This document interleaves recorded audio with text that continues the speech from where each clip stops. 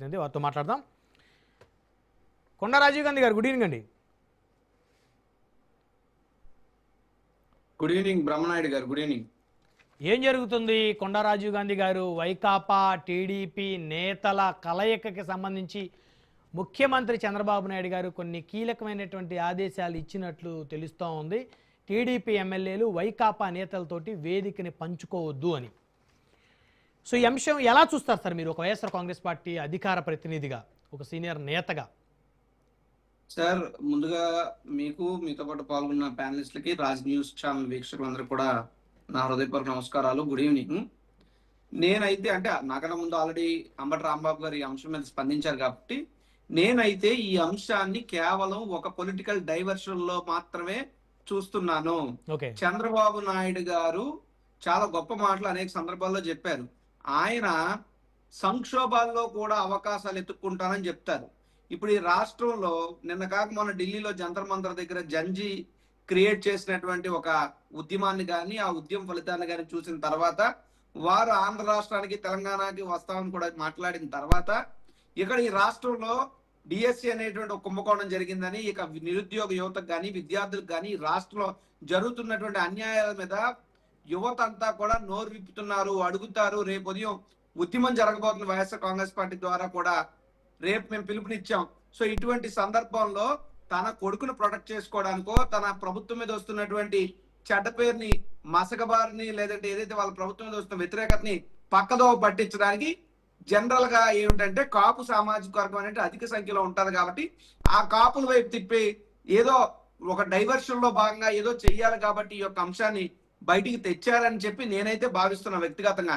ఎందుకంటే ఇందాక రాంబాబు గారు చెప్పారు, ఎవరెళ్ళరండి, కష్టమైనా సుఖమైనా నష్టమైనా శుభమైనా అశుభమైనా రాజకీయ నాయకులు అందరికీ కూడా ఉంటాయి, మీడియా వాళ్ళకి ఉంటాయి, పోలీసు వాళ్ళకి ఉంటాయి, ఏ వృత్తిలో వాళ్ళకైనా ఉంటాయి.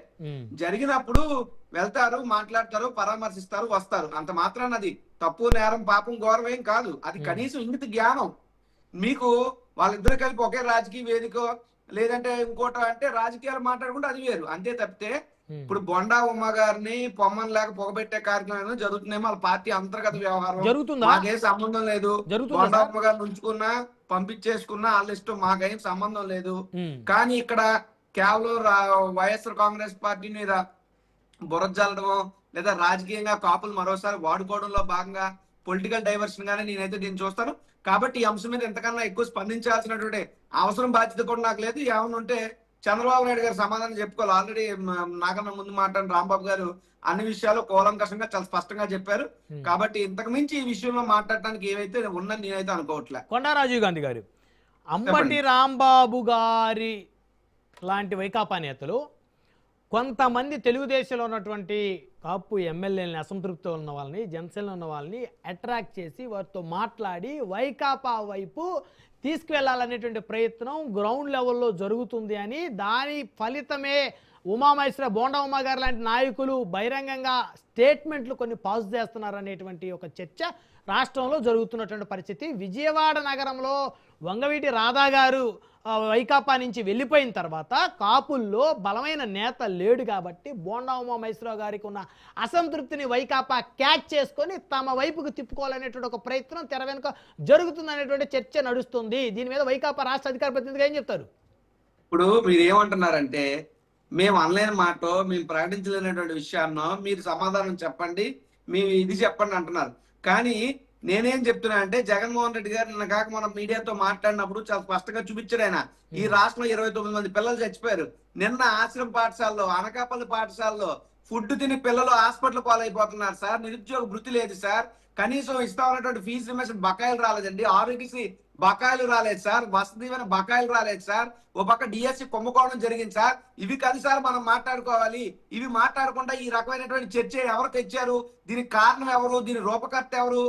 మళ్ళీ అగైన్ నారా చంద్రబాబు నాయుడు గారు. నేను ఎందాక చెప్పింది ఇప్పుడు చెప్తున్నా, మాకు కానీ బోండా ఉమ్మ గారికి కానీ సంబంధం లేదు. ఏమండి, కాపులు వచ్చి ఒక కాపు మంచి నాయకుడు, ఓ మహనీయుడు, జాతిలో ఆనిముత్యం మొదలగడ పద్మనాభం గారి సంవత్సరం సభకి అన్ని పార్టీలలో కాపులు కలిస్తే నొప్పి ఏంటి? చంద్రబాబు నాయుడు గారికి వచ్చిన ఇబ్బంది ఏంటి? ఈయన మాత్రం వెళ్ళిపోయి హరికృష్ణ గారి శవం దగ్గర కూర్చుని కేటీఆర్ గారితో కూర్చుని రాజకీయ మంత్రాలు ఈయన చేసేయచ్చు. ఇక్కడ వచ్చి సంస్మరణ సభలో ఆ మహనీయుడి గురించి 2 మాటలు చెప్పి కుశల ప్రేసులో కుటుంబ సభ్యులు ఎలా ఉన్నారని ఒకరినొకరు పలకరించుకుంటేనే పాపం అయిపోయింది ఆ చంద్రబాబు నాయుడు గారికి. చంద్రబాబు నాయుడు గారికి ఈ విషయం తెలియదని మీరు అనుకుంటున్నారా? చంద్రబాబు నాయుడు గారు అంత అమ్మాయికడ కాదు. చంద్రబాబు నాయుడు గారు చాలా మేధావి. రాజకీయంగా వ్యూహాలు కుట్రలు చేయడంలో ఆయన దిట్ట. అందులో బాగానే పొలిటికల్ డైవర్షన్ లో ఇప్పుడు ఈ టాపిక్ ని తీసుకొచ్చారు. ఎప్పుడు చూడండి, ఇందాక చెప్పిన అంశమే కాదు, ఈ రాష్ట్రంలో పొగాకు రైతులు నలిగిపోతున్నారు, పంచదారులు కొండలు కలుషితం అయిపోతున్నాయి, విశాఖపట్నంలో సింహాచలం కొండలు తవ్వేస్తున్నారు.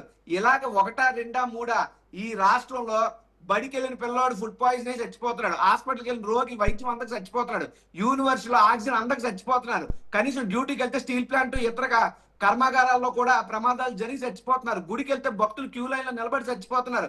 ఈ రాష్ట్రంలో బతకాలా చావాలన్నటువంటి పరిస్థితులు ఉన్నాయి. ఈ అన్ని అంశాలను పెట్టుకుని ఈ యొక్క అంశమే దొరికిందా మనకి? ఎందుకు దొరికింది?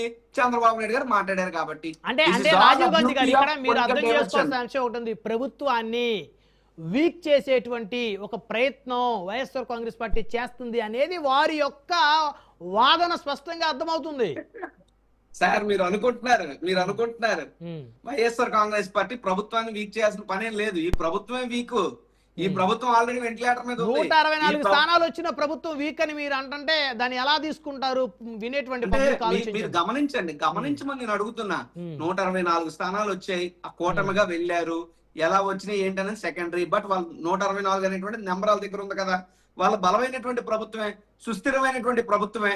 నేను దానికేం కాదంటలే, 2 ఏళ్ల క్రితం అది. బట్ స్టిల్ ఈ రోజు పరిస్థితి ఇందాక నుంచి నేను చెప్తున్నామని నేను కాదండి, స్వయంగా 23 నెలలు 23 లక్షల కోట్ల పెట్టుబడులు తెచ్చామన్నారు. కేంద్ర ప్రభుత్వం పార్లమెంట్ వేదికగా కడిగి పారేసింది 6,962 కోట్లని. అంటే ఇలా ప్రచారం పీకు, మ్యాటర్ వీకు కదా. సో అది చెప్తున్నాను, ఈ ప్రభుత్వ పాలన వీకు అంటున్నాను నేను. అంతే తప్పితే వాళ్ళని వీక్ చేయాల్సిన పని మాకేం లేదు. టైం వచ్చినప్పుడు ప్రజలు వీక్ చేస్తారా, బ్రేక్ చేస్తారా అనేటువంటి ప్రజలు నిర్ణయిస్తారు. ఎప్పుడైతే మాత్రం రాజకీయాలు చేయాల్సినటువంటి అవసరం మాకేం లేదు.